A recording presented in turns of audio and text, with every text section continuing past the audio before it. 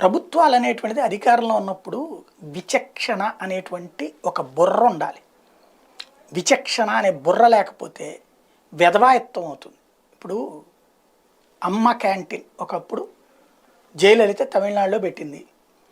రూపాయికే భోజనము, 5 రూపాయలకే, ఏదో రూపాయికి టిఫిన్, 5 రూపాయలకి భోజనం ఏదో పెట్టుకొచ్చింది.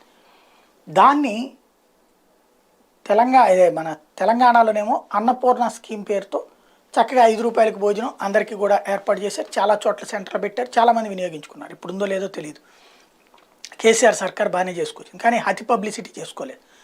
అది ఒక పక్కనైతే ఆంధ్రప్రదేశ్లో అన్నా క్యాంటీన్లు పెట్టారు. అప్పట్లో క్యాంటీన్ల సంఖ్య తక్కువ ఉన్న ప్రతి చోట కూడా చక్కగా పొద్దున పూట టిఫిన్, మధ్యాహ్నం భోజనం ఇవన్నీ నడిచినాయి, చక్కగా నడిపారు. తర్వాత జగన్ వచ్చాక తీసేశారు.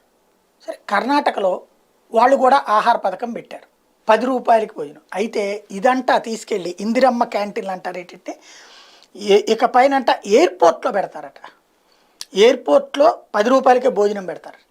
వాస్తవంగా ఎయిర్పోర్ట్ లోపల టీ కాఫీ తాగితేనే 100-200 రూపాయలు ఉంటుంది. టిఫిన్లు 300-400 పైన ఉంటుంది. భోజనాలు 500-1000 రూపాయల రేంజ్లో ఉంటుంది. అంత తినగలిగే స్తోమత ఉన్నటువంటి వాళ్ళకంటే 10 రూపాయలకి భోజనం పెడతారట. ఇది ప్రచారం కోసం తప్పించి పేదలకు సంబంధించినటువంటి అంశం అవుతుంది. అప్పుడు బుర్ర ఉందా, బుద్ధి ఉందా లేదా అనేది ఇక్కడ ప్రశ్న.